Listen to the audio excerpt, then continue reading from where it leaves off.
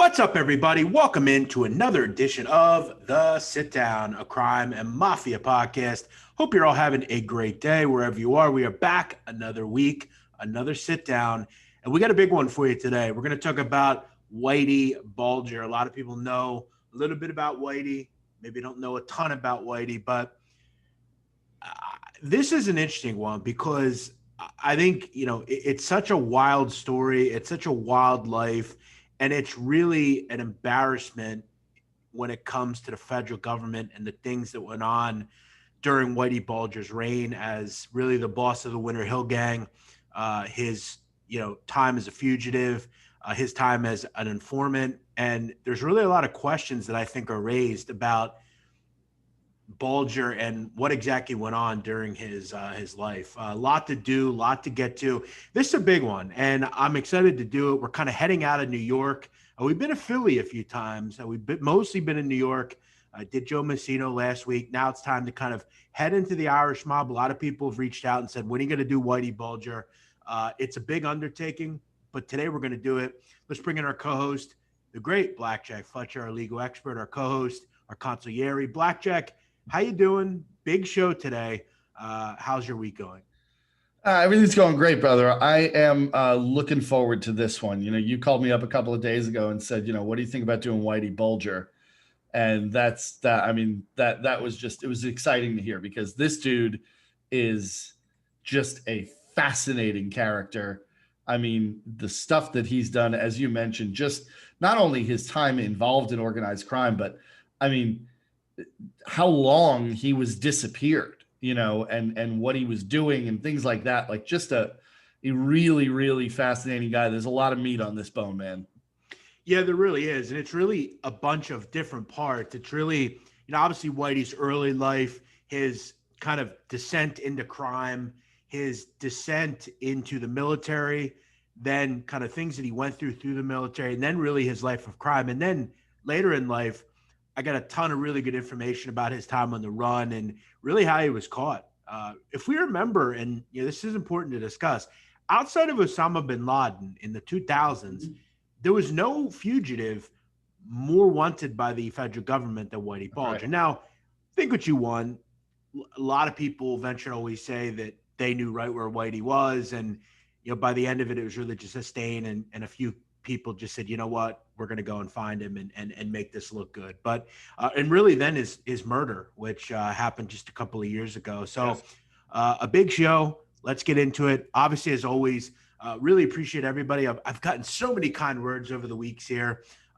We hit over 50,000 listens this weekend, which I'm excited about. We're only 8 shows in, and we've got some really great promotion from people, but it's really a testament to the listeners. I get so many people that reach out and tell me, I really like the show. You tell such a great story. And, it's really kind of, just something I have to listen to each week. So that's pretty awesome, BlackJack, to hear the compelling kind of thought from what we're doing. And sure. It's awesome.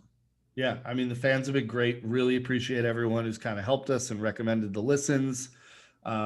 It's been great. And 50,000 downloads in 8 episodes is nothing to sneeze at, man. So congratulations to you for spawning this idea and really running with it. So I thank you for being a part of it as well. We're past Memorial Day, and this is really where I kind of thought the sit down would kind of be just something that I would maybe it would phase out. I don't know how long I do it, but it's really just gained a ton of steam, and we just have so many great people to do. Well, not great people, but great subjects. Yeah. So let's get into it. James Whitey Bulger on the sit down. James Bulger was born on September 3rd, 1929. He was born in Boston, Massachusetts, to James Bulger Sr. Now, Jimmy's dad, James, was actually from Canada. He was an Irish guy from Canada. He settles in Everett, Massachusetts, and meets Jimmy's mom, Jane. They get married and proceed to have a couple of kids. Jimmy had 2 brothers and 2 sisters.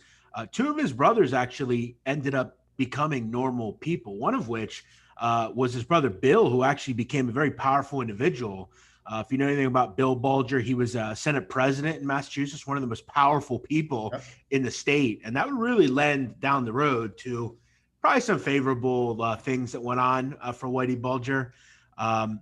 Now, Whitey's father was kind of a low-level laborer for a construction company. He would occasionally get hours at docks, but he was really a guy that kind of struggled to make ends meet.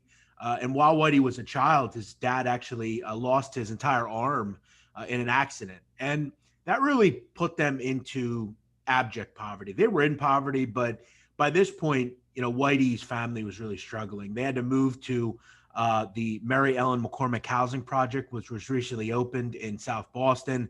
It's really a place where you go when you need rent-controlled housing by the city. And in 1938, they moved there. And it really, I think, kind of opened Whitey's eyes. And weirdly enough, like I said, both of his brothers would kind of go and get good grades and be successful people. But, Whitey, like a lot of people in the show, kind of moved a different direction and decided to kind of go a different way.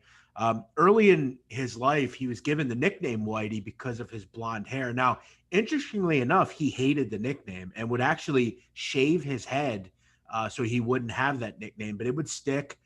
He would have been preferred to be called Jimmy or something else, but he didn't like the name Whitey BlackJack. That was one that would always stick, but you didn't call that to him to his face, Whitey. No. Like you said, he preferred just Jimmy. There's even a story that he tried to get a nickname going for himself called Boots because he used to wear cowboy boots. Yes. Which, I mean, I'm not going to knock. I like to wear boots. And it's interesting too because in the movie Black Mass, they actually portray that. You would always see Bulger in boots, and the reason for that was he would put a knife in the boots. Listen, a cowboy boot's a nice place to hide something if you need to. Also, for those of you who haven't worn them regularly, some of the most comfortable shoes you'll ever put on. Obviously, as we know, South Boston is at this point in the 40s, a really small knit community. Everybody knows everybody. Bulger develops reputation as kind of a tough guy, a fighter. He was a petty criminal. He was a street thief, but he was very proud to be from Boston. He was proud to be from Southie. He's proud to be Irish, and he would, as many young hoods do, they start to interact with other young hoods, and he basically joins a gang called the Shamrocks. He starts, again, committing crimes, and this is as young as 14. By then, he would be arrested and charged with assault, forgery, and armed robbery, and would go to a juvenile reform school. About 5 years later, after World War II, he's released. And in 1948, Bulger joins the Air Force. He would not be reformed, though. A lot of guys, when you're young and you're stupid and you do things that you shouldn't, a lot of guys go to the military. They get whipped into shape and they become functioning members of society. But Whitey didn't. He would actually spend time in military prison for assaults. And was later arrested in 1950 by the Air Force after he went AWOL. He would, though, receive an honorable discharge and head back to Southie in 1952. He would then get back to committing more crimes. And in 1952, he would begin basically, armed robberies and all sorts of stuff. Yeah. He kind of decided, I'm going to go and rob banks and nightclubs and things like that. At that point, he gets arrested and is sentenced to 20 years in federal prison, where he goes down to USP Atlanta. And would tell people years later that while he was in federal prison, the federal government used him as a subject in a sponsored program by the CIA. Basically, the goal of the program was to find a cure for schizophrenia. And the goal is to basically research mind control drugs. And basically inmates are used as guinea pigs to basically take LSD and kind of test them out. And I think a lot of people, BlackJack, really, I think, always believed Whitey was just kind of an evil individual. But there were two things in his life that I think really put him over the edge. And this was the first one. Years later, it would obviously be proven that LSD was a obviously very mind altering, and it was something that was dangerous for people to take. He would describe it as nightmarish, and it took him to the depths of insanity. But you would agree this was probably the first. Whitey was already a fucked up guy, but this made it even worse. Well, this was a really bad program, right? This is for those who may be aware of it. It's the MK Ultra program. It was run by the CIA. It's not a myth. It's not an urban legend. It's a real thing that happened in the 60s. And it was really bad. It was really fucking bad. They used prisoners. They would offer them reduced sentences, but they wouldn't really tell them what they were doing to them. So they would give them psychoactive drugs like LSD. They would give them electroshock therapy. They would put them under hypnosis. They would put them in isolation. There was even instances of sexual abuse on these people. And it was all in the name of this kind of government program that ostensibly was, they would tell the inmates that they were trying to cure schizophrenia. The reality is that the CIA was trying to determine, as you said, whether they could essentially implement mind control over people through different techniques, whether it be chemical or, sensory deprivation or whatever. They were basically experimenting on forms of torture. I mean, let's call it what it is. And yeah, he was a part of this, and it's a really fucked up thing. Like if you want to read some shit, Google MK Ultra and you'll see some really fucked up shit. Yeah, and it really messed him up. I mean, he would discuss later that he would hear voices, and he was kind of scared to tell anyone because he was concerned that he would be called basically a lunatic for saying this kind of stuff. In 1959, Bulger was transferred to Alcatraz, and this would actually play a big role in his criminal ascent. BlackJack in criminal circles, particularly in the mob, particularly in high-level organized crime, going to prison is a badge of honor. It's kind of like murders, but going to a place like Alcatraz is kind of like you've made it to the big leagues. And a lot of people from Boston were impressed by that, particularly a guy like Howie Winter, who ran the Winter Hill Gang. Later in the sentence, after Alcatraz, Bulger would head to Leavenworth and then to Lewisburg, which is a federal penitentiary in Pennsylvania. In 1965, after basically 9 years, Whitey Bulger would be given basically parole, and he would head home.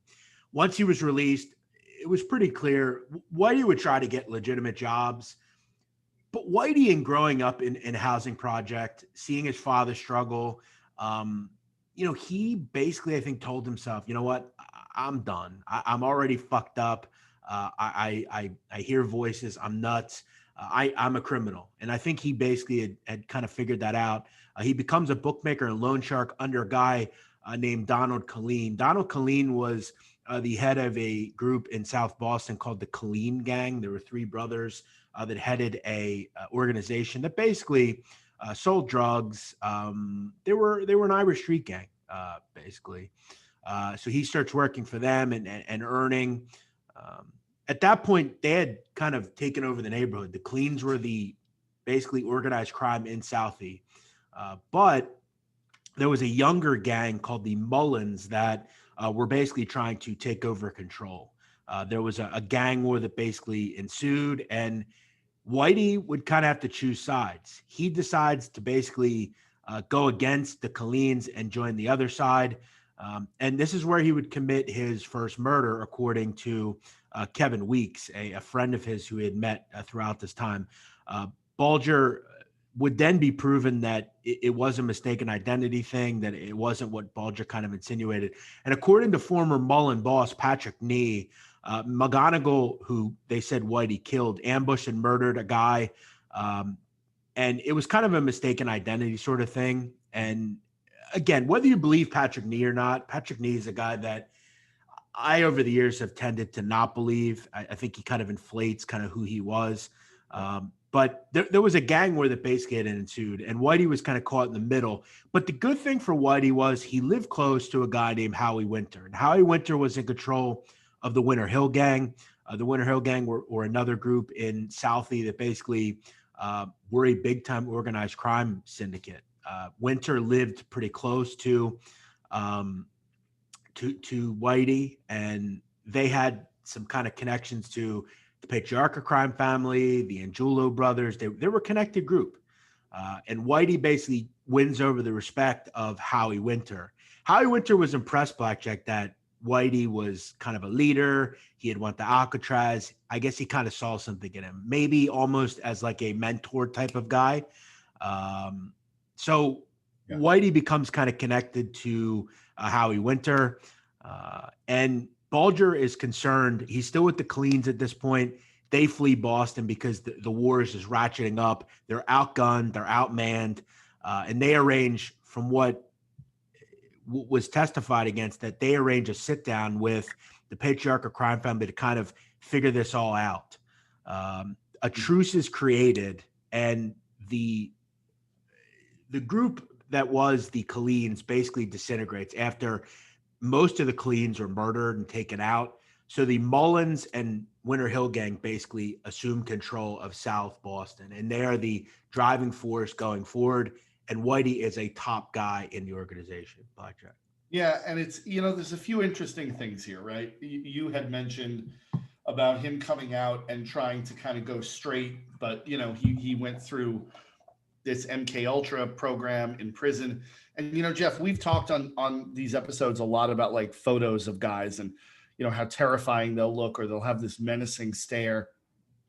I really would recommend to anyone listening, go and look at Whitey Bulger's mugshot when he goes to Alcatraz, which is right after the MK Ultra program. He doesn't look so much scary as he does confused. Like he genuinely he's got a look on his face that is one of just kind of confusion. And I think there's a lot to be said for that. The other thing is, with this whole Colleen and Mullen war in South Boston, for people who may not know a ton about Boston, it is a small city, right? Like we may have this image of Boston in our heads as a big city. And don't get me wrong, it's a major city, but it's small and it's still very local. Like people to this day in Southie, everyone knows who everyone is, right? It's a small neighborhood. So when he goes in there and he has these problems and he approaches the Winter Hill gang, yeah, that's not out of the realm because everybody knows everybody there. So I think ultimately he made the right move in kind of ending this war and set himself up in a position to be successful moving forward. Yeah, so in 1972, the truce is created. Bulger and the Mullins and the Winter Hill gang are basically in control. The Cleans are gone. And this is where Whitey really develops a really notorious reputation. In 1973, Whitey Bulger and Lieutenant Patrick Nee would begin shaking down neighborhood bookmakers, loan sharks, drug dealers. Basically, if you were doing criminal things in Boston, in Southie, Whitey was going to get a piece of it. And Bulger would start to really get the ear more and more of Howie Winter. He was basically making decisions or trying to make decisions, and he was persuading Howie that he has to start basically ruling with an iron fist. If anybody steps out of line, they have to be dealt with immediately. And he would really rule over Howie Winter. I mean, he was killing people just to kill them. And according to Kevin Weeks, who would later kind of get involved and talk to the government, Weeks once said that as a criminal, Whitey made it a point of preying upon criminals. And when things couldn't be worked out to his satisfaction with people, and after all other options had been explored, he wouldn't hesitate to use violence. In 1975, Bulger begins to have a problem with someone in the Mullen gang called Tommy King. Tommy King was really a neighborhood hood. He was a drunk. He would go to the bar and just kind of speak out of turn, kind of just talk stupid. He was a bad drinker and he couldn't control his alcohol. Tommy was at the bar one night. Jimmy was there, and Tommy basically ensues to make a fist as he looks at Whitey Bulger. And Bulger gets furious. A week later, Tommy King is found dead. And they basically tell Tommy King, hey, we're going to go kill somebody. They lure him into a car and then dump his body somewhere else. And that was kind of who Whitey had become. He was ruling with an iron fist. He was basically saying in Southie that even though Howie Winter's in control, I'm pretty much in control. The problem for Howie Winter, though, comes, and I think this is where, for me, I really wonder if by this point, Whitey had already started, informing on people, because in 1965, it was said that Stephen Flemmy, who was Whitey's kind of right-hand man. He was flipped and basically started cooperating. But in 1979, Howie Winter, along with most members of the Winter Hill Gang, are arrested on charges of fixing horse races. Weirdly enough, though, Whitey and Flemmy were left out of the indictments, which really makes you wonder. I think Whitey kind of realized, if I get these guys out of the way, I can't kill them. But if I get them out of the way, I take control of the Winter Hill Gang. And this is where I really start to think that this is probably where Whitey starts cooperating. It makes sense, right? I mean, the fact that him and Fleming are the only two of any importance that are left out of these indictments, when you know damn well, I mean, we're talking about Suffolk Downs here, no longer in operation, the racetrack outside of Boston. You know damn well that Whitey Bulger had his hand in this, right? Like, this is fixing horse races back in the 70s was something that you could do with relative ease and could generate a lot of profit if you did it right. So the fact that the idea that he wasn't involved in this is very hard to believe. And if he was involved, why were him and his guy the only two left out of this? It makes sense that this would be the moment when he started to work with the government. Now, again, there's not a particular date as to when it kind of started. In 1971, the FBI approaches Jimmy Bulger in basically an attempt to recruit him as an informant. Now, remember, it's important to remember the name John Connolly. John Connolly was an individual that was working for the FBI. He was from Southie. And it's important to understand, if you've ever watched The Departed, he would be the Matt Damon character. Correct. He basically was always in awe of Whitey. He was younger than Whitey. He was from Southie. He would kind of look at what he was kind of like a older brother type, where he would kind of look up to Whitey. He wanted to be like Whitey, but for whatever reason, he went the straight way, became a cop. And this is kind of, he tries to go through and say, look, we're both from the same neighborhood. Let's help each other out. I'll give you information. And I'll be honest, BlackJack, and I'm going to delve more into this as we go on, but I have very much wondered over the years how legitimately Whitey Bulger, whether he actually was a high-level informant or not, because I have a reason to believe he wasn't. I think a lot of it was made up by John Connolly. I think this was basically a agreement years ago where John Connolly basically said, look, I'm an FBI agent, but I work for you. You pay me behind the scenes. You don't have to do much. We'll give you good info. Occasionally you give me a piece or two, but most of it was made up nonsense that we'll get to down the road. So in 1971, they make the pitch. Connolly doesn't win Bulger's trust. Obviously, Bulger believes he's a fucking Fed. I don't care if I know him. I'm not doing it. 3 years later, Bulger decides. So basically around 1975, it's thought of that he decides to cooperate after he finds out Stephen Flemmy, his cohort, is an informant. Now, he really had no way to go. It was either go to jail or cooperate. And Whitey was going to cooperate. Again, whether he actually cooperated, which we'll get to down the road with pretty damning evidence that came out in this trial a few years ago, we'll talk about. But this was a pretty crazy situation, BlackJack. And then in 1979, obviously, Howie Winter gets arrested, and we would have to believe that Whitey was behind it. I do want to quickly mention something, and this is something where I think when you look at Whitey, we talked about the LSD stuff that happened in prison. And there was another event in 1973 that I think really turned Whitey into a cold, callous, emotionless individual and a dangerous, disturbing person. In 1973, Whitey's child, Douglas, he had a child with a model from Southie. I believe the kid was 8 or 9 years old. He dies from a really freak accident involving aspirin. He was allergic, passed away. And Whitey, obviously, whenever a child dies, you take it hard. You don't know how you can go on. Whitey really took it hard. According to a lot of people, he became just a different person. Not that he wasn't disturbed to begin with, but I think this was really the two things. The LSD stuff was really obviously bad. His childhood wasn't particularly good. And then the death of his son, who was very young. I don't think he ever really got past that. No, I think it hardens you as a person, right? I mean, like when something like that happens, I think it can only just make you hard because, you know, what do you do from there, Jeff? Like you can't go back to living a normal life, whatever normal may be for you. And also the thing is, this was his only child, right? Like, it's not like, you know, and I'm not trying to make less of it, but if you have multiple children and one dies, it's still a god awful thing. But you say, okay, I have to be here for the other kids now. This was his only child. It was his only son. And he dies in this horrible accident at 12 years old. It just has to make you a very hardened person. And any sort of sympathies or, you know, empathy you might have had going forward is probably just gone. By this point, though, BlackJack, Whitey is really got the world by the balls. He's making money. He's basically in control of the Winter Hill Gang, and he's got the FBI in his back pocket. He's getting information from the FBI, and the FBI really also posed it as, hey, look, we don't give a shit about you.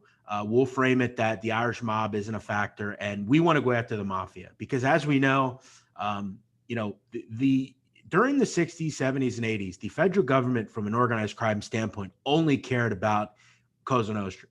They didn't care about other organizations. Yep. We talked about it when Sean Griffin was on. We talked about the Philadelphia Black Mafia. I mean, the Philadelphia Black Mafia evaded kind of government, you know, even notice for years because they didn't believe that black gangs were a criminal factor. They weren't a criminal organization. I mean, well, Jeff, look at the arrangement that they made with Whitey Bulger, right? Like it's not the typical cooperation agreement, right? Like the typical cooperation agreement is a one-way street. It's you tell us everything you know and we'll keep you out of prison. With Whitey, it was kind of a quid pro quo. It was like, you give us something and we'll give you information in return. Right. That's not the normal arrangement. No, not at all. He was basically, they were informing to him. Whitey was basically the feds and the agents were him. It was the other way around, basically. And that was an issue. Whitey would respond after they pitched to him that, hey, look, you give us Jerry Angiulo, who was the part of the North End Italian Mafia. He was part of the patriarchal crime family. Basically, you know, we want them. We don't want you, and we'll give you information and everybody will be happy. Whitey responds with, all right, if they want to play checkers, we'll play chess. Fuck them. And that's it, right? Because the bottom line with this arrangement is Whitey Bulger gets to stay in business and stay free. And in exchange, he gives up some low-level shit. Like the arrangement here was very, very tipped in his favor. Exactly. And it would prove helpful because eventually Jerry Angiulo and the entire Italian Boston crime family, as far as the Italians, would get arrested. But in 1977, Whitey gets more good news. The FBI basically puts a guy named John Morris in control of the organized crime squad, which would be good for Whitey because Morris not only proved himself unable to rein in John Connolly and get control of the office, but he began assisting Bulger as well. So not only did Whitey have an agent in control, but he also had basically the guy that ran the entire squad in control. And by this point, Whitey was not only paying off, FBI agents, but he was paying off state cops. Whitey once had a quote, BlackJack, that Christmas is for cops and for kids.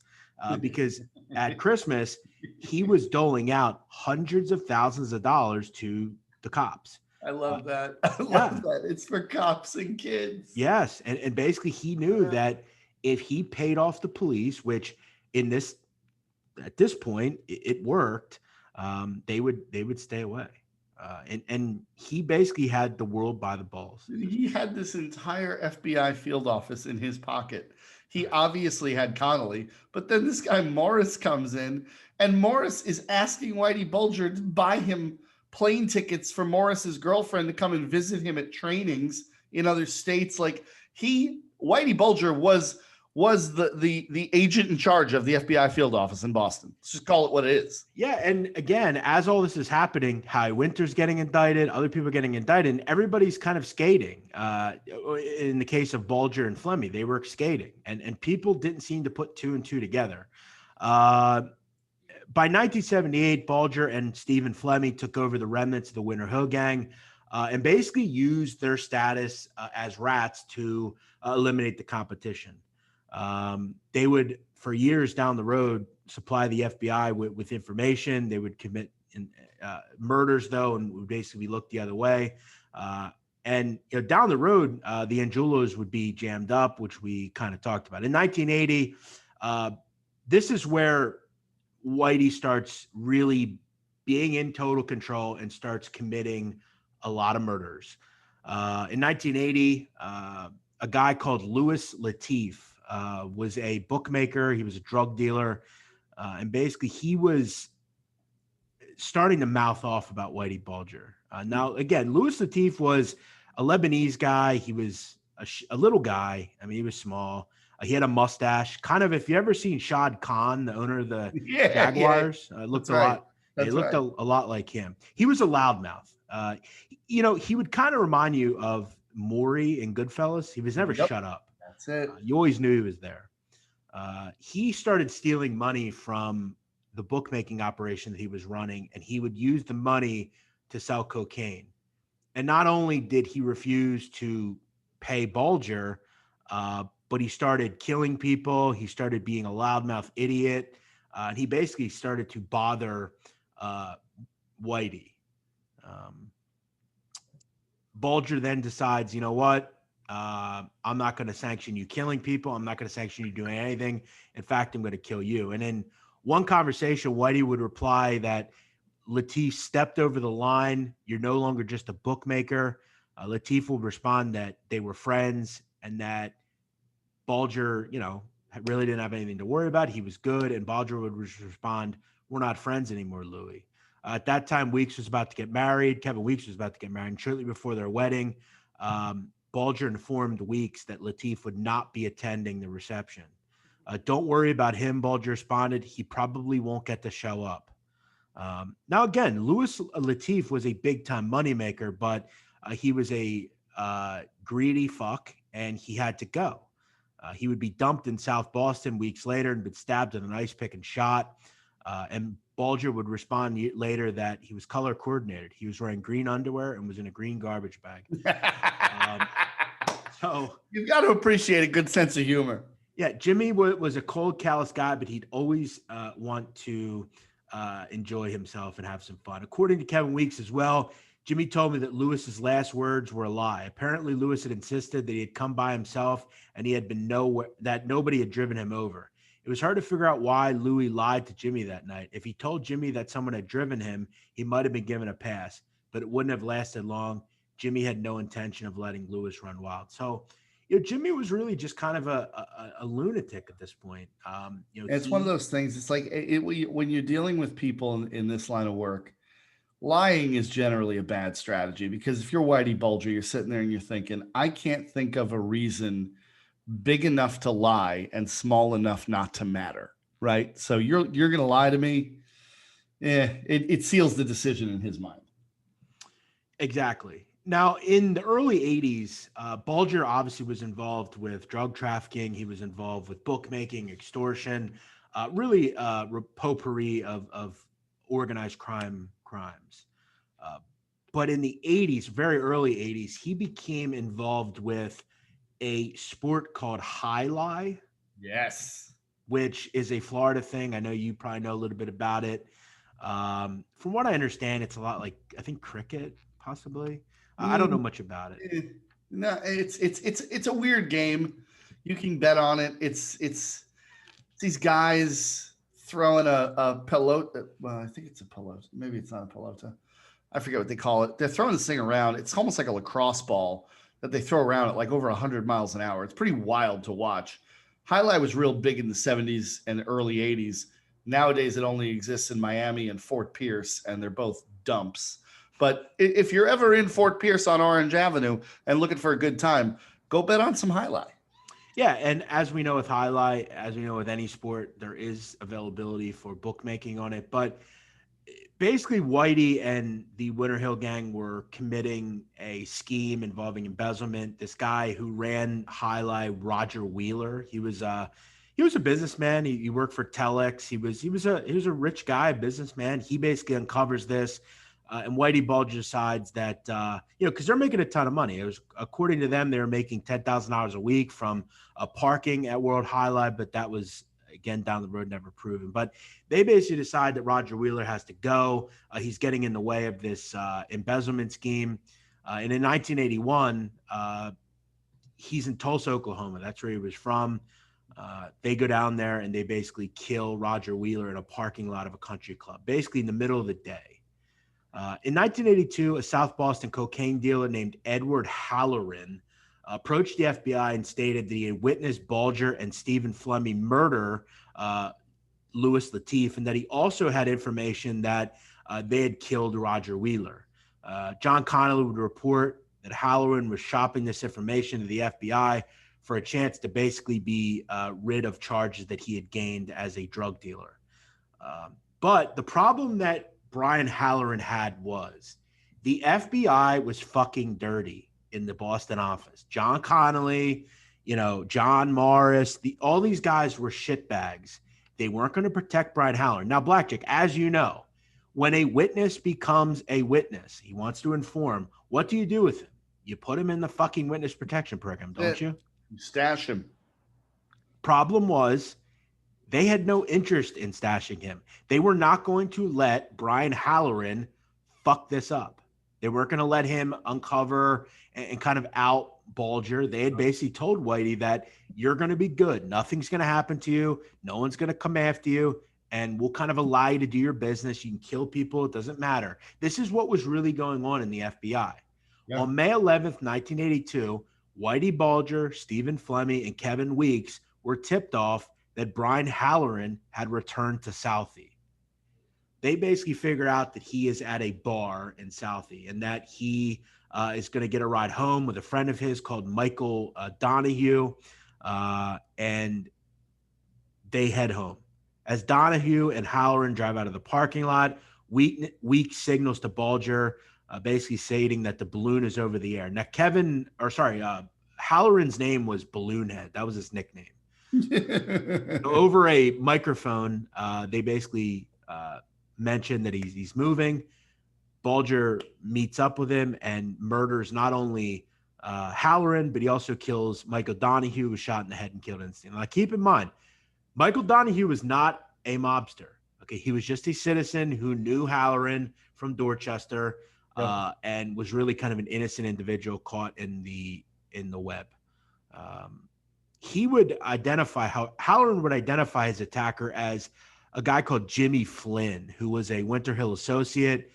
He was later tried and acquitted, but the prime suspects at this point were Whitey Bulger. The problem was it would not be really uncovered until late because, again, it didn't matter. Whitey did what he wanted. Okay, he was able to avoid prosecution and he could do whatever.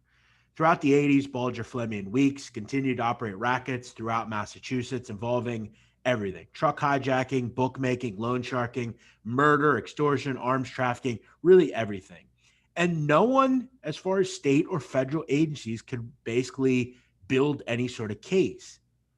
And a lot of the cases just would fall apart. Also, if you know anything about Boston, particularly in Southie, Charlestown, different places, anybody that's truly from those neighborhoods know that the code of silence in the Irish neighborhoods is very important. Yeah, I mean, it's there's a few things, and again, there have been movies made about this part of Boston. I mean, obviously, you mentioned The Departed earlier, which was an excellent movie, but another movie that I really enjoy is called Gone Baby Gone, which is Casey Affleck movie. And again, you get to feel it, and it's the truth. It's the way that neighborhood operates. Like I know plenty of people from there. It is a very tight-knit community to this day. They don't talk. They don't. I mean, when you just said the code of silence, like it is a known fact. They don't talk. And when you also factor in that Whitey Bulger had the FBI in his back pocket, most likely had some of the Boston Police Department in his back pocket, there was nothing that could be done. Like nobody was going to talk against him. And if they did, the authorities were going to tell Bulger, hey, this guy's running his mouth. Go do something about it. This was a mutually beneficial deal that nobody wanted to lose. Whitey was completely allowed to do whatever he wanted. He could kill and he was good to go. During the 80s, Bulger continued to elaborate and create schemes to make money. He comes up with a scheme to basically get every drug dealer from Southie and around Southie and in Boston to come to his headquarters. With Weeks and Flemmy, he would basically inform each dealer that he had been offered a substantial sum in return to kill them, basically, and that if they didn't pay him, they would be killed. And it worked. He started making tons of money in large cash payments. And this would actually turn into more than just drug dealers. It was actually reported that years later, Whitey was also going into businesses and basically telling owners of businesses, let's say a liquor store or anything, that they were going to be killed if they didn't start paying him. And basically he would take the business over. And look, Whitey was making a ton of money through this scheme. Most of Southie's cocaine and marijuana trafficking was in control of a guy called John Shea. Now, according to Kevin Weeks, Bulger briefly considered killing Shea, but eventually decided to extort a weekly cut of the profit. So he kind of made an alliance with Shea. Now, there was rules, though. Whitey didn't love drugs, but there were rules. He couldn't get past the fact he could make so much money. So Whitey didn't like drugs. He was willing to sell them on certain conditions. He would never sell drugs to children, and anyone caught selling drugs to children would immediately be murdered or thrown out of Boston. He would also forbid selling PCP. Now, that's kind of an interesting thought, which I have heard before. I lived in Philadelphia for years, as you know. I saw a lot of people on PCP. PCP is a drug that, unlike many, like if you take heroin, you're not going to be violent. You're just going to fall asleep, basically, almost. PCP puts you into a state of just you can't be controlled. You couldn't be more right about it. We see it. I live in Florida. You'll see it down here occasionally. There was an instance, I don't know, maybe 7 or 8 years ago, of somebody literally eating someone's face off. On the side of the road. That's what PCP will do. It gives you almost superhuman strength. It gives you, it takes you completely out of reality and turns you into a very violent person. So Whitey was not a fan. You also sweat. Credit to him. No, it's very smart. You also sweat profusely. You have this really hot feeling. You take all your clothes off. You jump on cars and stab yourself. It's a bad thing. And it was one rule that I do respect. If you're going to sell drugs, you probably don't want to sell PCP. Weirdly enough, yet another person in 1990 would go down and Whitey Bulger wouldn't. In 1990, John Shea and his associates are arrested after the DEA, Boston Police, and Massachusetts State Police conduct a case. He served a long prison sentence and refused to admit having paid protection money to Whitey, Bulger, Flemmy, and Weeks. He would also get in fights with multiple inmates after inmates called Bulger a rat. This earned Shea a legendary reputation. So this is where the code of silence kind of picks up. Whitey, even though John Shea would find out years later that it was probably Whitey that did him in, by this point, he was a friend to Whitey. He was not going to let people talk about Whitey. And this is where you kind of stick together if you're from Southie. And anybody that's from Southie or any neighborhood that's close, you're always going to stick up for your fellow compatriot. Somebody from down the street. And you're right. And that's kind of the difference between what we're talking about now in Boston and what we've talked about with New York Cosa Nostra is these guys all grew up together. They all know each other. Like whether it's tangentially or closely, they all know each other. Their families know each other, and nobody is going to say a fucking word. Yeah, and it's really, I think obviously in this case, I'm not relating this to, whatever, but I think this is where in our country currently, this is where we've lost a lot of this, kind of helping your neighbor out, right? I mean, right. Neighborhoods like this aren't that much around anymore. I mean, go to Southie now. It's all hipsters and whatever. And there are patches of places left where there's still, down home people that respect their neighbor. But it was also estimated that years later, this whole scheme of extorting drug dealers would make Whitey Bulger a very rich man. It was estimated that he made up to $30 million from doing all this extortion, and that most of it was from just shaking down people. Smart bracket too, because you're not actively dealing the drugs. You're just taking a cut from somebody else's business. Now, as we know in Boston during this time, Southie was very Irish. It was very, sympathetic to the IRA, Irish nationalism. The old country was on the mind of a lot of people. And Whitey would actually contribute, weirdly enough. One of his cohorts, Patrick Nee, was straight from Ireland. He would meet with a guy called Joe Cahill, IRA chief of staff, and they basically conducted that $1 million of the money that he would make from shaking down bookmakers, dealers, and other businessmen, that he would take that money and buy weapons and basically arms traffic to the IRA. He would buy a trawler called the Valhalla, and he would ship weapons across to Ireland. In 1984, Bulger, Weeks, and Nee supervised the loading. It would basically cache 91 rifles, 8 machine guns, 13 shotguns, 51 handguns, 11 bulletproof vests, and 70,000 rounds of ammunition, as well as hand grenades and rocket head launchers. So it would head over and basically, again, though, Whitey wouldn't have to worry about it because Whitey had protection. According to Weeks, though, years later, when Bulger met with McIntyre, who was a member of the IRA, he would basically, I guess, in some way, would betray him in some way. But there was a lot of things going on with this. This was kind of an interesting thing that nothing was ever made much out of. He didn't really ever get in trouble for this because he didn't get in trouble for anything. But this was definitely an interesting kind of connection that he made. Arms, and that was big in Boston because in Southie, they were sympathetic to the cause, as they call it. That's right. I mean, listen, the 80s was a really turbulent time in Ireland. The IRA, the bombings that were going on in Northern Ireland. I mean, we still, Belfast, was an absolute war zone at the time. So it was a really big thing. And as you mentioned, it was a big thing in Southie. It's a big thing in Boston. Boston's a heavily Irish city. I mean, probably the most Irish city we have in this country. And yeah, he was going to do whatever he could to help his countrymen. Yeah, and it did get kind of hairy for Whitey Bulger because this guy McIntyre, who was a worker on this ship, this Valhalla, he was arrested for something. I don't know of what, some kind of jumping ship. I don't know. But he confessed that he was basically weapon smuggling to the Boston police and that he implicated that Bulger was involved.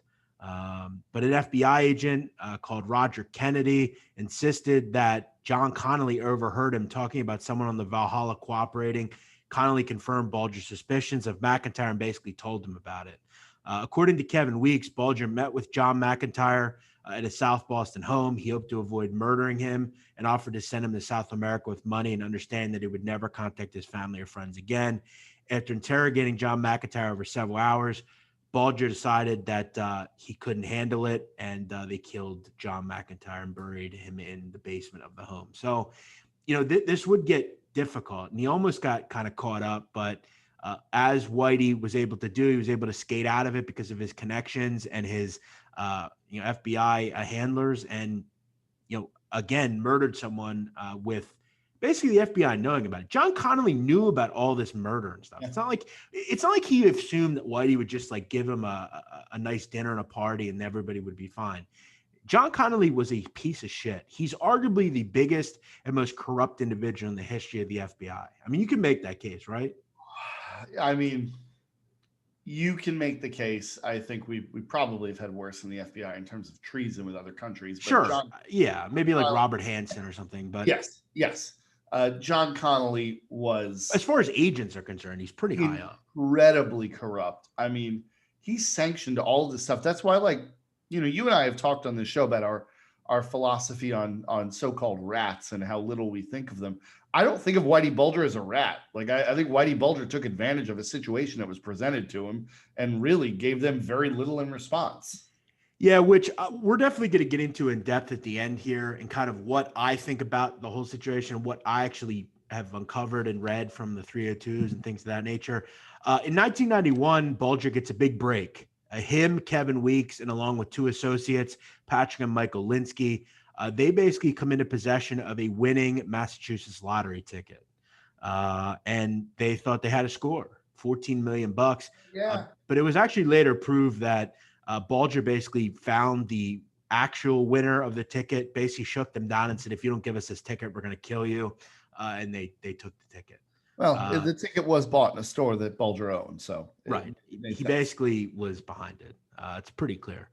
By 1994, the DEA, the Boston Police, and the Massachusetts Police Department, which again had no idea what was actually going on, they're still trying to bring Whitey Bulger to justice. They know that he is a criminal. They know he's running the Winter Hill Gang, and they know he's basically running roughshod over Southie. And how the hell does he keep getting through all this stuff? After a number of bookmakers basically begin to testify that they were paying protection money to Bulger, the feds think they've hit a break. They're basically going to start building a case over RICO, and that things are kind of closing in on Whitey Bulger. In 1993 and 1994, Bulger starts to realize that he probably can't go on much longer without being caught, because the FBI isn't going to just forever realize that, hey, the whole department is going to allow me to do what I want. I probably should start preparing. So in 1993, 94, Bulger and his partner, Stephen Flemmi, start traveling abroad. And they weren't just going and having vacations. They were getting passports. They were getting assumed names. They were getting safety deposit boxes, credit cards, all sorts of things to basically begin an opportunity to run. They wanted to, when he left this country, Bulger wanted to basically be a new person. And he grabbed a whole new identity. He created a name called Thomas Baxter, and that would have an ID and everything. He would also set up boxes and banks that would contain cash, jewelry, and other things in multiple locations. And I'm talking about everywhere: Florida, Oklahoma, Canada, Dublin, Ireland, London, England, Birmingham, Alabama, Venice, Italy.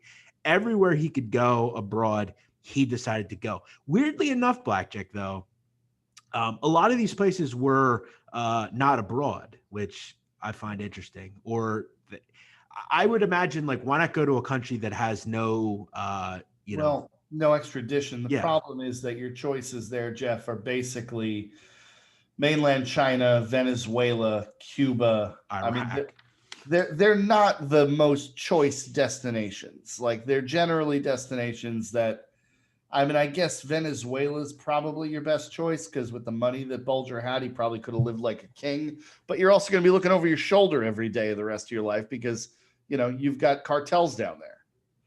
Yeah, I mean, the UAE wouldn't be bad. Nowadays. Back then, the UAE wasn't what it is now. Right. Nowadays, yes. But yes, all those places, you're right, were not places you want to go. In 1994, right around Christmas of 1994, Whitey Bulger gets information from John Connolly that the FBI, Department of Justice, were going to make arrests and that he should leave. So on that date, accompanied by his common law wife, Teresa Stanley, he exits the area. He flees Boston and heads to Selden, New York, where he would spend Christmas, and 4 days after, he would then go to New Orleans to celebrate New Year's Eve. And on January 5th, 1995, Bulger decides and hears that maybe this was jumping the gun a little bit. It was all false alarm, and then he can head back. That night, though, Stephen Flemmi is arrested at a Boston restaurant by the DEA by his brother, Michael Flemmi. He then tells Whitey, hey, you should never come anywhere near Boston. Stay away. Bulger and common law wife Stanley would then spend the next couple of weeks traveling up and down the eastern seaboard and then heading out to California. Stanley, though, decides that she's homesick and wants to go home. Whitey allows it to happen. They travel to Clearwater, Florida, where Bulger retrieves his Tom Baxter identification from a safe deposit box. They then go back to Boston, and Whitey drops off Teresa Stanley in a parking lot. He would then meet with Kevin Weeks in Dorchester, and that is where he would find his long-lost girlfriend, who was kind of his gumata, Catherine Gregg. A lot of people would describe Catherine Gregg as way too good for Whitey Bulger. We'll talk about that years later. She was a pretty woman. She had a boob job. She was the cat's meow, according to Whitey. And she was loyal too. She was a ride or die. She was like his Bonnie, basically. and Bonnie and Clyde decided they were going to go on the road together. Years later, Kevin Weeks wrote a book, and he would describe that they would meet occasionally throughout the country. He would reminisce about meeting Whitey Bulger and Catherine Gregg in Chicago. They would also talk about when Whitey would go down to Grand Isle, Louisiana, and he would have a house down there. They would kind of reminisce about their years in Boston and whatever. And Whitey would also say to Weeks years later that if he were ever caught, to put it all on him, basically. He would also describe years later that while on the run, he was exhausted with being on the run.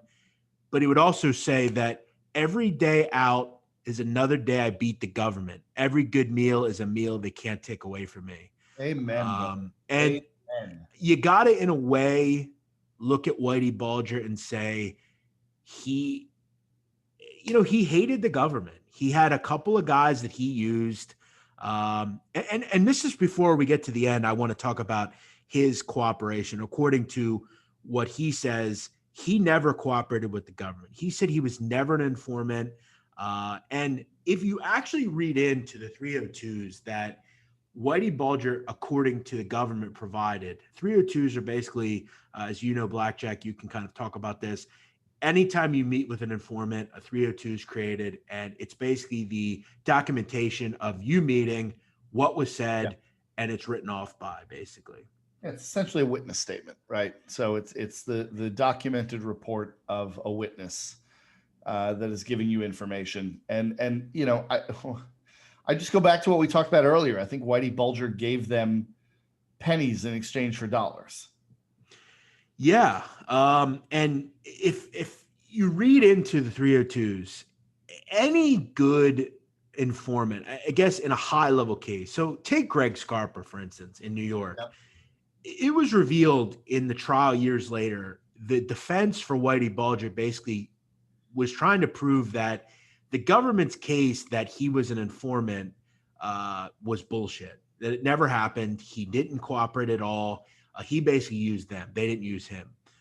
And he was dead set on proving that he was not an informant. And he gave multiple situations in his life where he had the opportunity to cooperate and he didn't. And as I said, he basically used the government. But any case, so let's take Greg Scarpa, for instance. The defense would testify that any case would have, let's say, 50,000 or more pages as far as 302s are concerned. Like, that was like a norm. Yep. When you look at Bulger, his file was basically like 700. And most of the 302s were either, according to the defense, they seemed made up or they would be taken from other cases. And John Connolly would basically edit them and make them look like they were Bulger's testimony. Yeah, I mean, Jeff, I think we can all agree that Whitey Bulger, he said it best himself. They'll play checkers, we'll play chess. Right. The government came to him and was willing to let him operate with almost entirely free reign in exchange for him giving them a pittance back. And he was perfectly willing to do that. That, to me, is not a rat. That's an opportunist. And remember, Whitey was, according to them, a federal informant for 20 years. You only managed about 700 pages. Right. It's absolutely ridiculous. And again, according to the defense, the legitimacy of most of the 302s seemed doctored and questionable. Yeah, they came from Connolly. Yeah. I mean, Connolly was a piece of shit. And we'll get to what happens to him in a bit here. Connolly is absolutely feeding him stuff and telling him, hey, listen, you need to give up this guy. This is what we need you to say. X, Y, and Z. Put it down. It was pretty simple. Whitey Bulger paid John Connolly for information. That's pretty much what happened. That's it. Did he maybe tell them occasional things? Probably. Is he a rat? Yeah. But is he a huge rat? No, I don't think he is. I don't even know that I would call him a rat. Like, I think he was giving the FBI what they wanted to hear. Like, I think he was just telling them what they wanted to hear. I don't know that Whitey Bulger ever gave them anything that was groundbreaking to them. I don't know that he ever gave them anything that they didn't already know. Exactly. It was really, I think, a deal that really benefited Whitey. And John Connolly, I don't consider an FBI. He was a friend of Whitey's. And he basically got paid and gave Whitey info. And again, he got info that the FBI was coming after him, and Whitey would go on the run for years. In 1995, Kevin Weeks and Bulger would meet for the last time in New York City. They would meet and head for dinner. And according to Weeks, at the end of the dinner, Whitey seemed more aware of everything around him. His tone was more serious. There was no joking. And he would repeat the phrase he had used before, that a rolling stone gathers no moss, which told me that he knew he was going to be on the move. I got the feeling he was resigning himself to the fact that he would never come back to the East Coast. Up until then, I always believed he thought there was a chance he would beat the rap. However, at that point, there was something different going on with Whitey. I didn't fully understand all the aspects. I thought it would be another 6 months before it would become clearer. Yet at that moment in that restaurant, I sensed that he had moved to a new place in his mind. It was over, and that he'd never return to South Boston. In 1999, Kevin Weeks was arrested by the DEA and the UMass State Police, although by this time he was unaware of Bulger's FBI deal. He was also determined to kind of remain faithful, but he would find out Bulger was a rat. And while awaiting trial, according to Kevin Weeks, now again, say what you want about Kevin Weeks, he was an informant, okay? Whether this story I'm about to tell you happened or not, would you call Kevin Weeks an informant, BlackJack, to you? Because again, he found out Whitey was a rat, and you can't rat on a rat. No, I wouldn't. I wouldn't call Kevin Weeks a rat. So Kevin Weeks testified and basically said that when he was at trial, waiting trial in Rhode Island, he was at a small federal prison, that he was approached by a fellow inmate, and according to him, a made man in the patriarchal crime family, who told him that, "What are you doing? Are you really going to take it up the ass for this guy? You can't rat on a rat. These guys have been giving up info for 30 years. How are you going to let them fuck you over and take away your life? They've given up on you, so why the fuck don't you give up on them?" Now, whether that story happened or not, I don't know. Do I agree with it? Look, I think you can make the case Kevin Weeks was a criminal. Kevin Weeks committed crimes. Kevin Weeks decided, I don't want to go to jail, so I'm going to inform my people. Was it a stand-up thing to do? No. Do I understand it? Yes. Yeah, more than most rats. Listen, most rats just commit crimes. If you and I are engaged in a criminal enterprise together, and I find out without really any doubt that you have flipped and said everything you have to say on me, why in the fuck am I not going to try to save my own skin? There's no honor in that. Like, there's no honor in that, right? What you just said before is the God's honest truth. You can't rat on a rat, right? The smart thing to do, and they've done prison experiments on this, is for everyone to just keep their mouth shut. But once one guy opens his mouth, the other one damn well better, or you're going to take the full weight of it. Yeah, and at that point, Weeks decides, I got to cut a deal here. And he gave them pretty much everything they needed. He told them where the bodies were. He gave everything. And he would also say years later that he had known all along, however, that it would not be easy for anyone to capture Bulger. If he saw them coming, he would take them with him. He wouldn't hesitate. Even before he went on the run, he would always say, "Let's all go to hell together." And he meant it. I also knew that Jimmy wouldn't go to trial. He would rather plead out to a life sentence than put his family through the embarrassment of a trial. If he had a gun on him, he would go out in a blaze of glory rather than spend the rest of his life in jail. But I didn't think they'd ever catch him. So Weeks decides to cooperate. The problem was he can cooperate, but they didn't know where the hell Whitey Bulger was. Well, and let's say this too. Weeks cooperated, but Weeks also knew the name he was living under. Weeks didn't give that up. Right. The thing was, Bulger would evade capture for 16 years. Yeah. And throughout this point, the FBI really got no credible information on where he was. They would get tips. I mean, there were tips that Whitey was in France, he was in Uruguay, he was in Italy, he was in British Columbia, he was in California. I mean, there were all sorts of tips, but none were credible. And in fact, people started to forget about Whitey Bulger. Absolutely. Especially back in Boston. A lot of people didn't really I mean, they never trusted the government, but they definitely didn't trust the government after all the things that went on. And they kind of just felt like, you know what? You all know where Whitey is. He was working for you forever, blah, blah, blah, blah, blah. The first confirmed sighting of Bulger before his capture was in 2002. However, like I said, there were all sorts of things. There was a report that he went to a celebration for the Battle of Normandy. He'd become a military history fan. It would also prove that maybe he was in Italy. He enjoyed Germany. He enjoyed all these different places. Following his following these different things, that the FBI was getting run ragged. They really looked bad. I mean, this was embarrassing. The John Connolly stuff had come out. It was really kind of a rough situation for the FBI. Witnesses would come forward to also say that at one point they saw Whitey on the Santa Monica Pier and in Southern California. A confirmed report also by an officer for Boston Police Department would go to a San Diego screening of The Departed. That would lead to a search as well, but it would only last a few weeks. So they didn't know where the hell Whitey was. And I think they had kind of given up almost, right? BlackJack? You would have to think so. I mean, like you literally have been on a worldwide goose chase here and you found nothing. I mean, at this point, let's not forget, Jeff, he's an old man, right? Like, old guys kind of blend in, right? You put a baseball hat on, t-shirt, shorts, like he just kind of blends in. Whitey Bulger wasn't John Gotti, right? Like everybody knew who John Gotti was. You know what he looked like.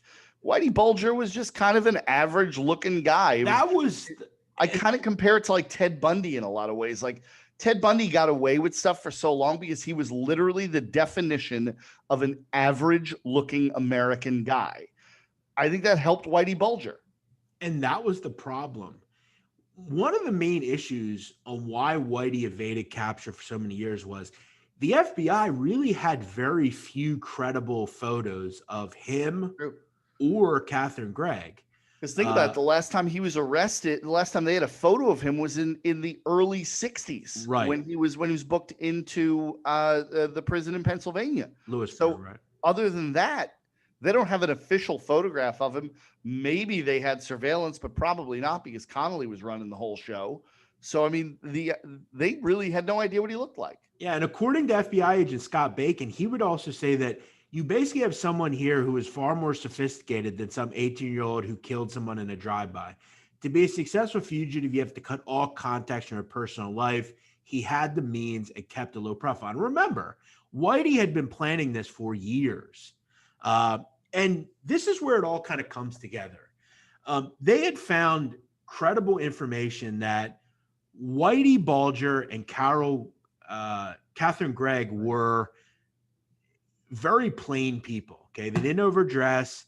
They loved animals. They would, according to people in the area, would take stray cats in.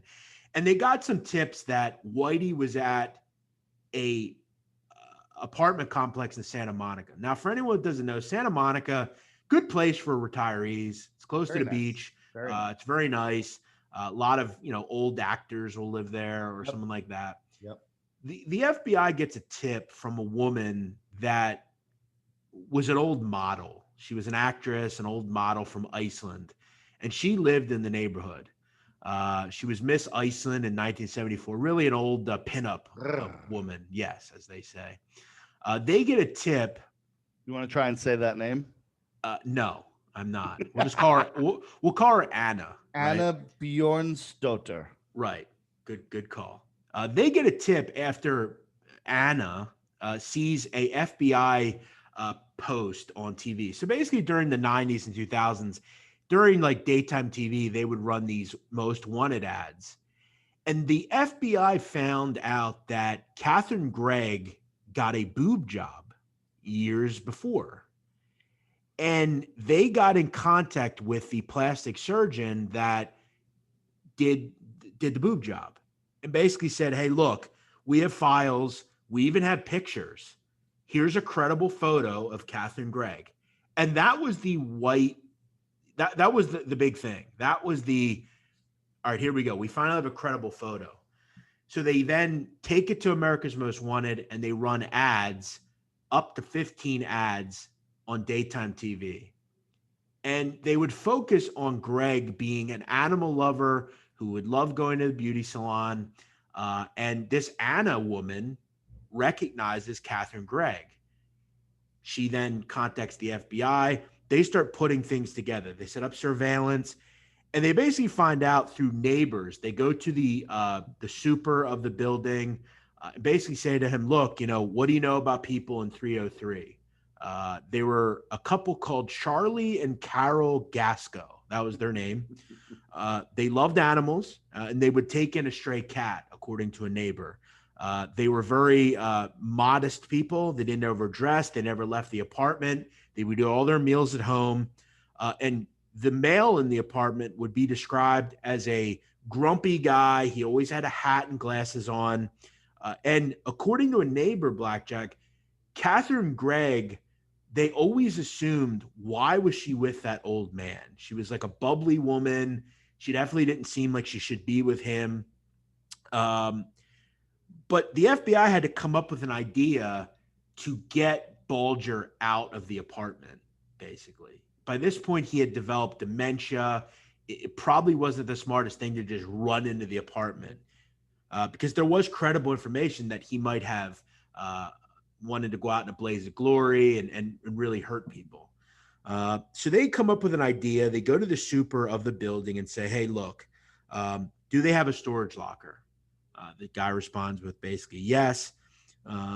They call up to the apartment, the super, and says, "Hey, look, somebody has stolen some things out of your storage locker. We need someone to come identify what's going on here."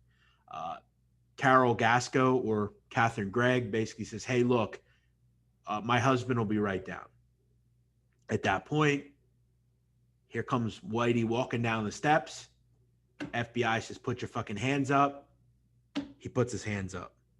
The FBI instructs Bulger, "Get on your knees and put your hands behind your back."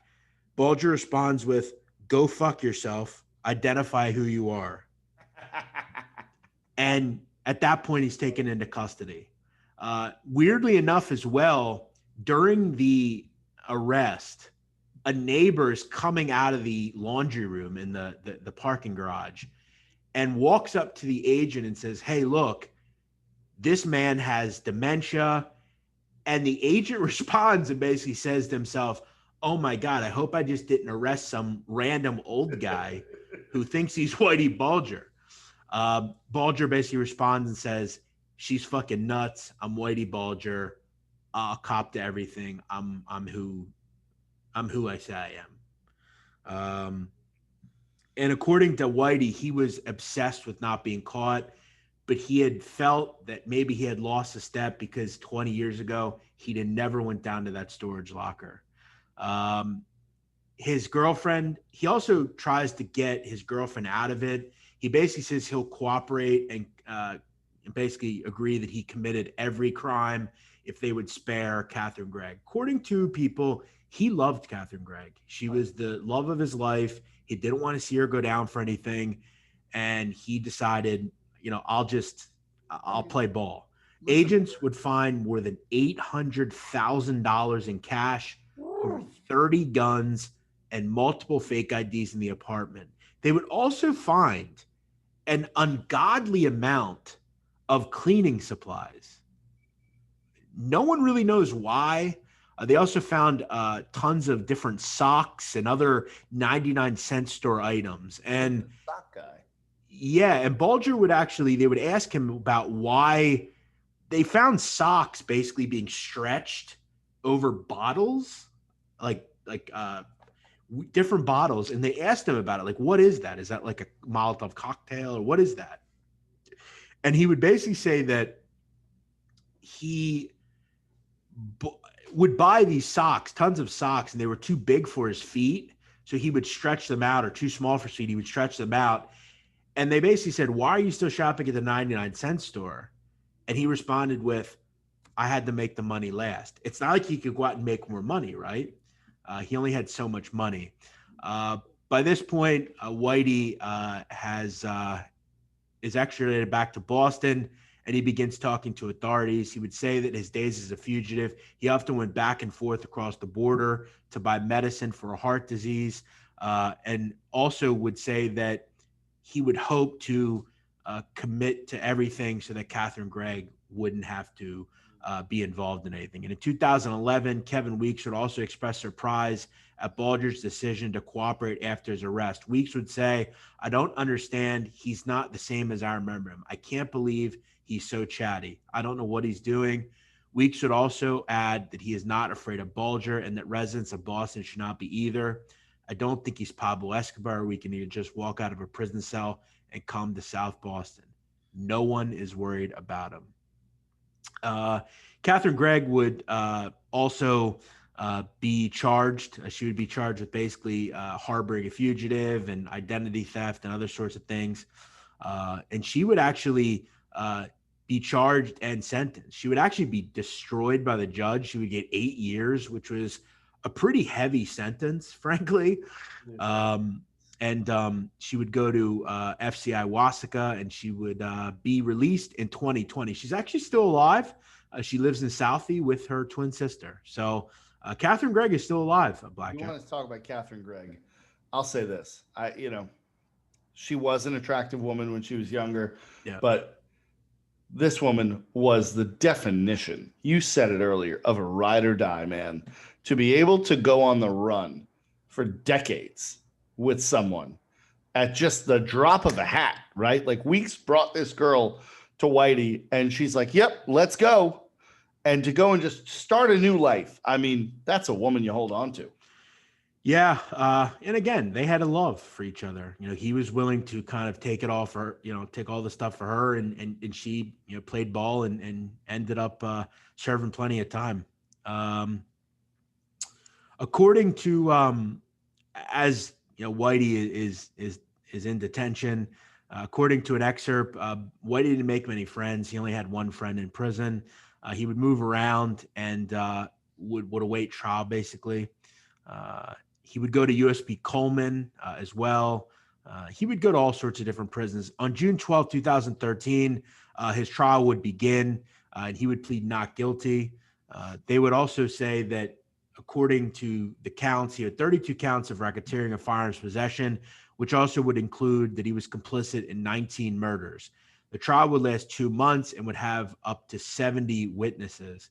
On August 12th, the jury would convict Whitey Bulger of 31 out of 32 counts, including 11 murders. Paul McGonigal, Edward Connors, Thomas King, Richard Castucci, High Lie owner Roger Wheeler, the informant Brian Halloran, Michael Donahue, John Callahan, Bucky Barrett, John McIntyre, and Deborah Hussey. He would be acquitted of a few different murders, including James O'Toole, William O'Brien, Al Plummer, Michael Milano, James Sousa, and Francis Leonard. There was also one murder that they were unable to agree about, which was Deborah Davis.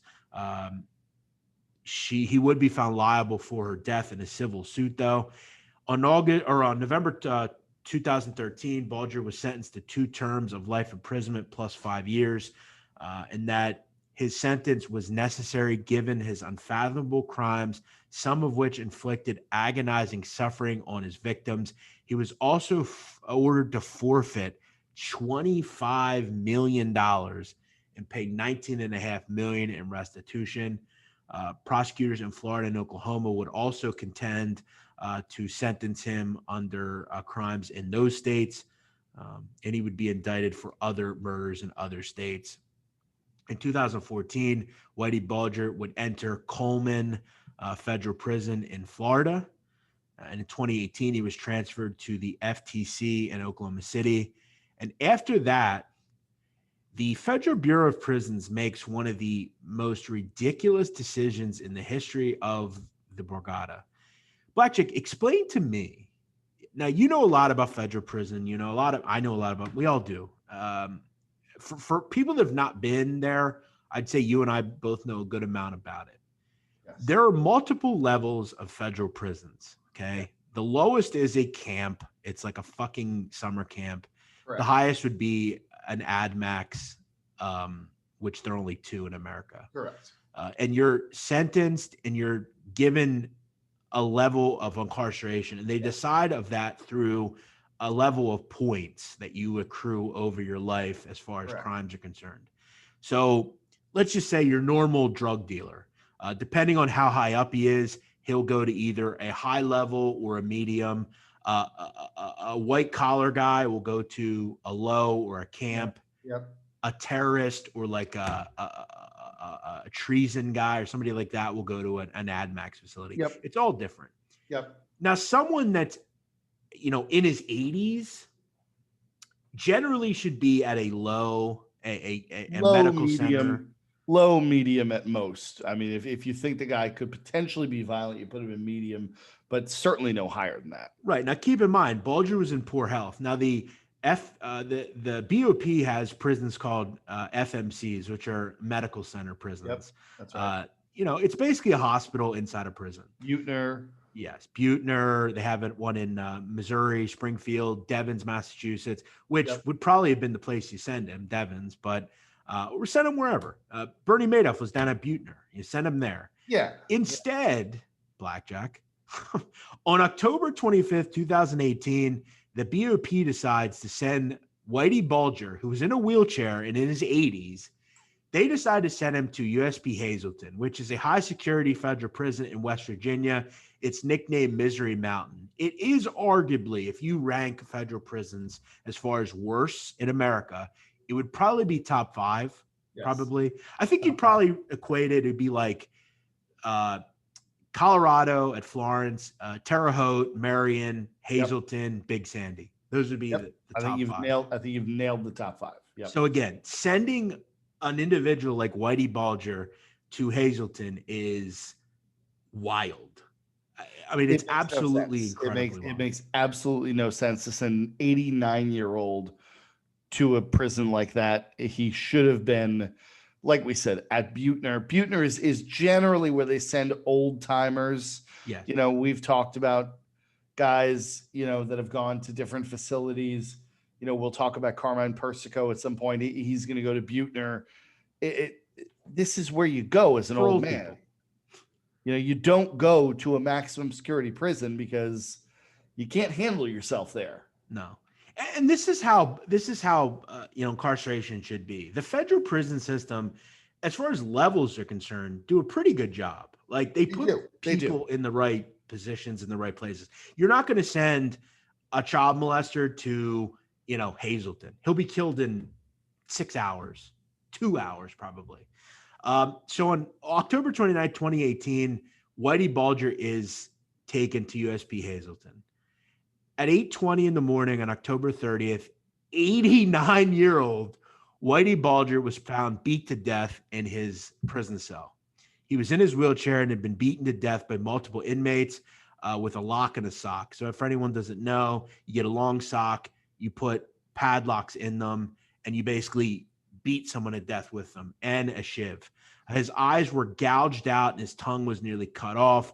A law enforcement official described Bulger as completely unrecognizable.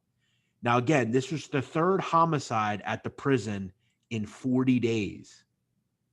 Correctional officers would warn Congress days before that the most recent Hazleton death was from facilities being dangerously understaffed.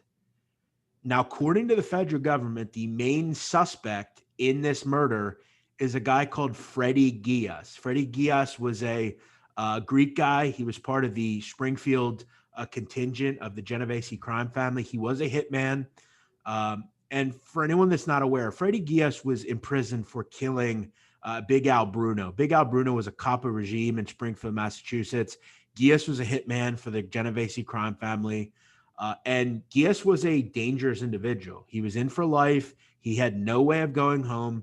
And he hated informants. And he took Bulger coming there as, this is my opportunity to never have to be fucked with again in federal prison. I'll be a hero forever. I'll also spend a ton of time in solitary, but I'm never coming home anyway. So I'm going to kill Whitey Bulger because he's a piece of shit. Yeah, and it's awful. It really is kind of awful because, listen, I'm not saying Whitey Bulger was a saint because he wasn't. but an 89-year-old man, the BOP, the Bureau of Prisons, had lowered his medical status right before this transfer. How do you lower the medical status of an 89-year-old? Like, that's just, it just kind of feels like the federal government was getting one back on him for all the years. Yeah. I often think about this. Like, and if you watch like closed circuit TV, like Ghias is on closed circuit TV, leaving the cell. Like, it's pretty clear. Like, but this is where, like, we've seen it with Jeffrey Epstein. We'll see it with Whitey Bulger. I think this is the government base is saying, you know what? All the embarrassment you caused, we're going to send you to fucking Hazleton, and which is fine, you know, but it's not, because it's the goddamn government, right? And the government should be above this shit. Literally, Bulger was killed 24 hours after he got there. Literally within 24 hours of being put in Hazleton. This is the problem, right? It's like the government should not be doing this kind of shit. They should not be involved in being complicit with a murder of someone because your agent fucked up 30 years ago. Yeah, I will say this. I'm not going to shed a tear for Whitey Bulger. Whitey Bulger was a piece of shit. I'll shed a tear for him. I won't. I mean, he was a piece of shit. He did a lot of bad things. He hurt a lot of people, particularly people like Michael Donahue, who had no connection to the mob. He strangled women. Like, he was a bad dude, man. He was a shit. Agreed, but that doesn't give the government the right to do this. You're right. They have to protect people. You're right. On November 8th, 2018, a funeral was held for Whitey Bulger at St. Monica, St. Augustine in South Boston. Family members, including his brother, William M. Bulger, who is the former state Senate president, and his estranged girlfriend's twin sister, Catherine Gregg, would attend as well.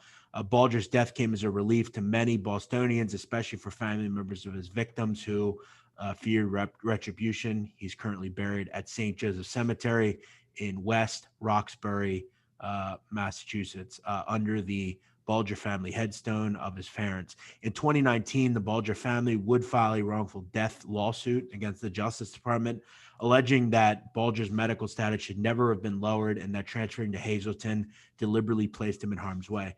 Again, I'd have to imagine they win. It's pretty cut and dry that it was not wrong. Yeah. They're seeking just $200,000 in damages. However, it's pretty clear that they fucked up. Keep in mind, Freddie Ghias has not been charged with the hit on Whitey Bulger. He has, though, been in solitary this entire time. And from what I've heard, and this is a direct connection to Ghias, Freddie Ghias is not happy, put it that way. He has been in solitary confinement for 3 years. And you have to ask yourself, if the federal government doesn't and isn't going to charge him with murder, why the hell is he still in solitary? That would seem to me that, certain amendments are being violated. Well, it would seem to violate habeas corpus, right? Like, correct. Why you're going to punish me for something, but you're not going to charge me with it. Right. That would seem to violate the basic principle of habeas corpus. Now, there was some interesting things that happened after Whitey was murdered.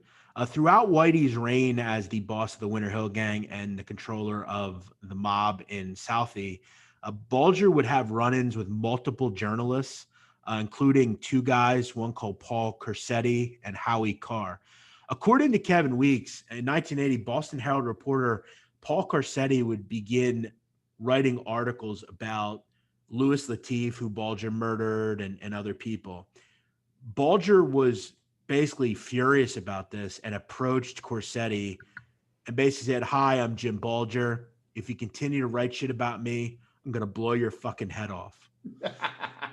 Corsetti would then go to the Patriarch of Crime family and say that they need to do something about Whitey Bulger. The next day, Corsetti reported the meeting to the Boston police. After Patriarch said, "We're not doing anything," he would then run to the FBI and the cops. And he was issued a police permit within 24 hours for a pistol. The cop who gave him the permit told him, "I'm glad my last name is not Corsetti." A couple days later, Jimmy told me about the scene with the cop and was glad to hear how uncomfortable he made Corsetti. So he would often kind of bother reporters. He also had a deep hatred for a guy called Howie Carr. Howie Carr's still around, actually. He's a big Donald Trump guy now. Yep. Howie began writing articles about Whitey. He hated Whitey Bulger. Weeks and Bulger wanted him dead, and in certain points almost killed him. There was a plan in motion to kill Howie Carr, but the plan was abandoned after Kevin Weeks hid outside of Carr's home with a sniper rifle, and he saw Carr walking out of his house, but he was holding his kid's hand, and that Weeks could not bring himself to shoot Howie Carr. He also had another opportunity to finish the job, but Bulger advised him to forget about Carr. In his memoir in 2006, he would also state that he was aware of the public outcry that would have followed, but he had regretted not murdering Carr. His murder would not have been an attack on the system, but it would also be attacking freedom of the press, the fabric of the American way of life, and they would have spared no expense to solve the crime. But in the long run, Jimmy and I got sidetracked and the maggot lived. Still, I wished I'd killed him, no question about it. Now, funny enough, when Whitey was found dead, this is actually a fascinating story. Howie Carr was so ecstatic about this that it was said that a day later, Freddie Ghias's canteen had a mysterious donation to it from one Howard Carr. And Carr raved about this on Twitter, saying that he was happy that Ghias killed Bulger and that he was basically going to give him some commissary money. I think that unless somebody has killed a family member of yours or maybe a close personal friend, celebrating the death of another person is just a macabre thing, and it really says what kind of a person you are. Because I mean, again, keep in mind, fathom it. I mean, brother, I can't. I mean, keep in mind though. I mean, there was like written information that he was going to murder Howie Carr, but he didn't. With a sniper rifle. But he didn't. I hear you. Keep in mind also one other thing. In 2005, disgraced FBI agent John Connolly was indicted on murder and conspiracy to commit murder in the 1982 slaying of John Callahan and the 1981 murder of Roger Wheeler. He would also stand trial in Miami, Florida, as well.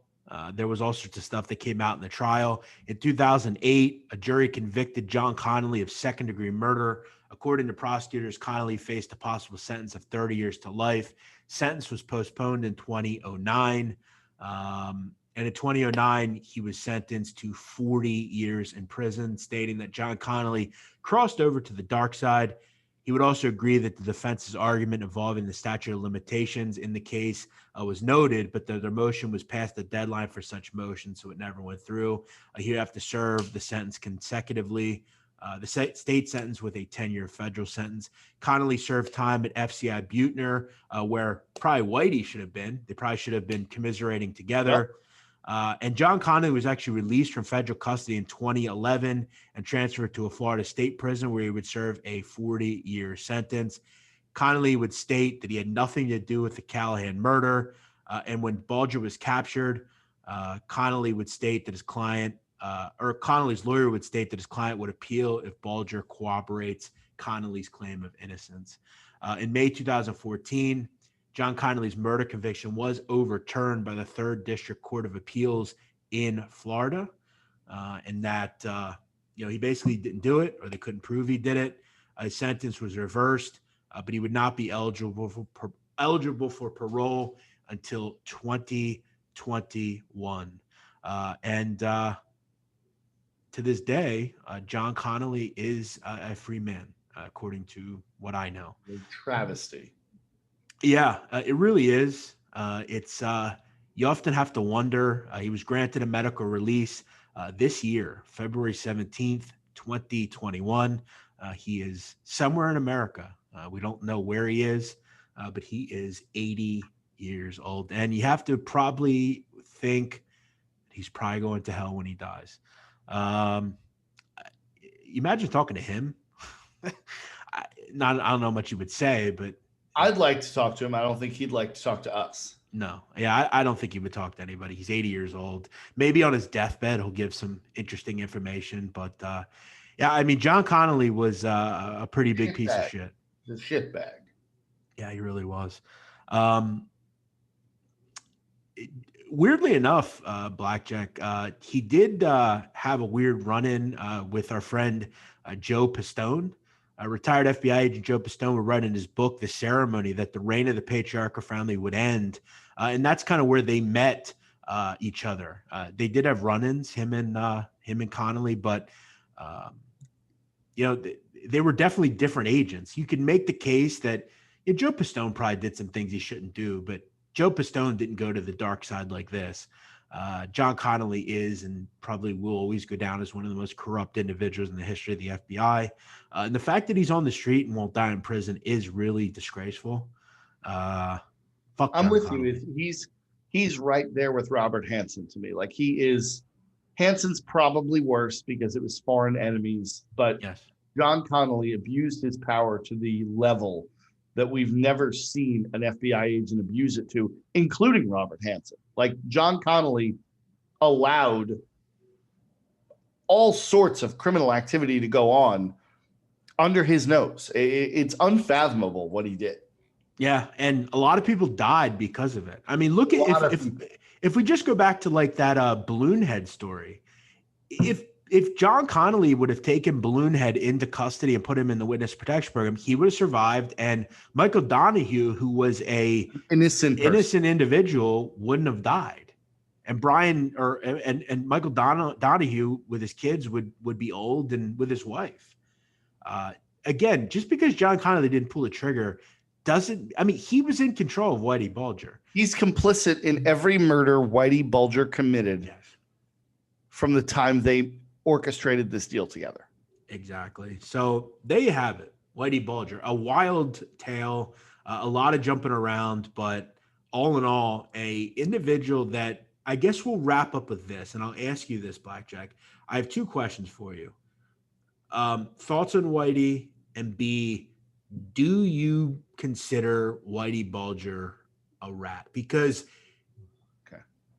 the thought is, at least from where I'm sitting and what I've seen, and again, I don't live in like fantasy world like a lot of people do. As you guys know, I do a lot of research on these people. I've read the 302s.